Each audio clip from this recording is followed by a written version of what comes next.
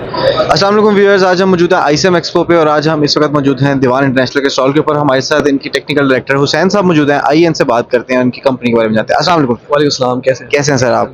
सब अच्छा सर, मुझे बताइए अपनी कंपनी के बारे में थोड़ा सा ओवरव्यू दीजिए अपनी कंपनी। सर देखिए, दीवान इंटरनेशनल जो है ना पाकिस्तान के अंदर एक लोकल कंपनी है, ठीक है, जिसके पास इंटरनेशनल ब्रांड्स हैं, ठीक है। एक लोकल अप्रोच है जो इंटरनेशनल गेटवे बनी हुई है पाकिस्तान के लोगों के लिए, ठीक है। लोकल कंपनी का इसलिए मैंने अल्फाज इस्तेमाल किया गया ताकि लोगों का एतमाद बढ़े।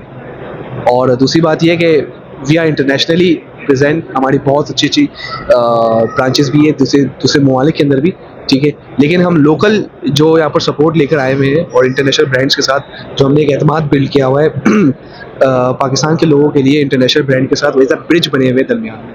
अच्छा ठीक है सर, ये दीवान इंटरनेशनल जो है ये मेनली कौन कौन से प्रोडक्ट्स को टारगेट कर रही है फिलहाल?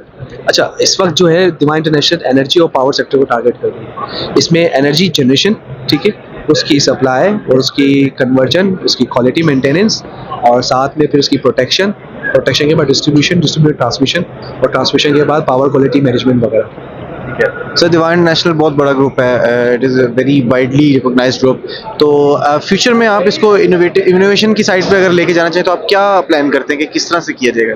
देखिए, इनोवेशन के अंदर अगर हम जाएँ ना, सबसे पहले हमें तो डिस्कवरी करनी पड़ेगी कि चीज़ें दुनिया में क्या क्या चीज़ें चल रही है, ठीक है। दूसरा ये कि प्रॉब्लम्स को हमने आइडेंटिफाई करना है। जो इस वक्त हम इस मार्केट के अंदर जो जो प्रॉब्लम्स देख रहे हैं वो हर घर के अलग-अलग है, लेकिन जो मोस्ट कॉमन है ना वो ये है कि लोग गवर्नमेंट की जो फैसिलिटी है इलेक्ट्रिसिटी की, ठीक है, उससे बेजार आ चुके हैं। अच्छा, यूटिलिटी जो है ना उसमें ना उनको पानी सही मिल रहा है, ना गैस मिल रही है, किसी भी किस्म की कोई चीज़ नहीं मिल रही है। तो उसी एक पूरे फ्रेम ऑफ पिक्चर के अंदर ना आपको एक कॉमन चीज़ मिलती है जो कि तमाम चीज़ों का हल है।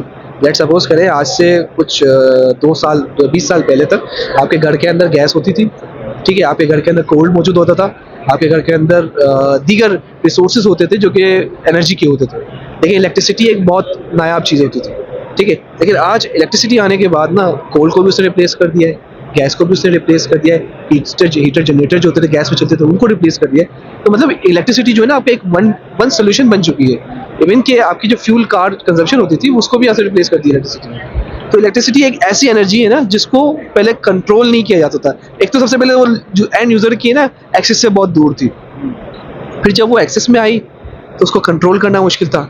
अब जब वो कंट्रोल में आ गई है उसको स्टोर करना मुश्किल था।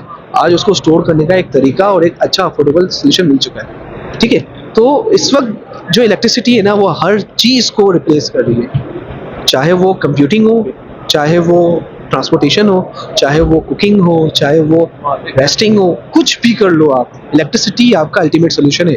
अगर आपके पास एनर्जी के ऊपर कंट्रोल है in the form of electricity, तो इसका मतलब चिल लाइफ है।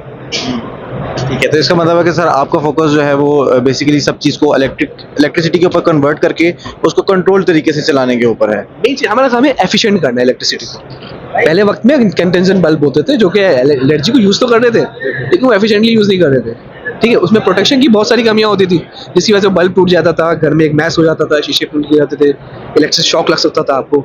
आज जो टेक्नोलॉजी हमारे पास मौजूद है उसके अंदर हम लोग इलेक्ट्रिसिटी को पहले तो सबसे पहले प्रोटेक्टिव और सेफ बना रहे हैं, फिर उसके बाद उसको एफिशिएंट बना रहे हैं। यानी एक ऐसी चीज़ जो उसके साथ बच्चे भी खेल सकते हैं, यानी आपके मोबाइल फ़ोन से आप खेल रहे हैं ये इलेक्ट्रिसिटी से ही खेल रहे हैं, ठीक है। आज इस माइक से आपको मैं ट्रांसमिट कर रहा हूँ अपनी वॉइस और यूज़र तक पहुँच रही है, उसके पीछे भी इलेक्ट्रिसिटी ही है। ठीक है। अच्छा सर, आईसीएम का आज थर्ड डे है, कैसा फुटफॉल देखने को मिला है आपको यहाँ पे 3 दिन में? आईसिम का थर्ड डे है। फर्स्ट डे अच्छा था बहुत, सेकेंड डे थोड़ा सा निराश कर रहा था, लेकिन थर्ड डे बहुत अच्छा रहा है। एक नॉर्मल एग्जीबिशन के हवाले से आईसिम थोड़ा सा अप है, लेकिन अगर आप देखें सोलर एग्जीबिशन के मुताबिक तो आईसिम एवरेज है। ठीक है sir, anything sir you would like to add? Add करने की जो बारे में बात करनी है ना वो ये करनी है, मार्केट के अंदर आपके पास हज़ारों सोल्यूशन मिल रहे हैं हज़ारों तरह की चीज़ों के लिए, ठीक है। लोकल ब्रांड्स भी इसमें मौजूद है, उनकी इनोवेशंस भी है, उनकी मैन्युफैक्चरिंग भी है, तमाम चीज़ें हैं। लेकिन आपने ना अगर किसी भी चीज़ के अंदर इन्वेस्ट करना है तो आपने उसकी हिस्ट्री को देखना है, ठीक है। आज अगर मैं आके इलेक्ट्रिकल इंजीनियरिंग को पढ़ के यूनिवर्सिटी से फारिग होके अपने 3 महीने के एक्सपीरियंस को लेते हुए एक प्रोडक्ट इनोवेशन में लेके जाऊँ और प्रोडक्ट इंट्रोड्यूस कराऊँ मार्केट के अंदर, प्रोडक्ट अट्रैक्टिव भी होगा, गुड लुकिंग भी होगा, प्राइस कंपेटिटिव भी होगा, मगर जब वो प्रैक्टिकल ग्राउंड पे आएगा तो वैसा नहीं होगा, ठीक है। प्रोडक्ट की हिस्ट्री होती है, वो प्रोडक्ट कितना रिलायबल है, कंपनीज की हिस्ट्रियाँ होती है वो कितनी ज़्यादा लंबी चली है। मैं लोकल प्रोडक्ट्स को बहुत सपोर्ट करता हूँ। जापान और चाइना के अंदर फॉरी इनोवेशंस नहीं आई हैं। पहले उन्होंने कोलैबोरेट किया जापानीज़ कंपनीज के साथ, जर्मन कंपनीज के साथ। उनकी जो हिस्ट्री थी वो जुड़ती थी जापानीज़ कंपनियों के साथ, जिससे एतमाद आया चाइनीज़ को अपने ही प्रोडक्ट के ऊपर। फिर वो उनकी जब हिस्ट्री जब मर्ज हो गई, फिर वो मज़ीद आगे की तरफ चले, ठीक है। ये इलेक्ट्रिसिटी है, ये ना देखने वाली चीज़ है, बगैर इक्विपमेंट के आप उसे देख नहीं सकते, ठीक है। आज जो हम यूनिवर्सिटीज़ वगैरह के अंदर पढ़ रहे होते हैं, वो सिर्फ और सिर्फ एक ख्याली तौर पे हम सोच रहे होते हैं, किसी ने आज तक उसको फिजिकली देखा नहीं है।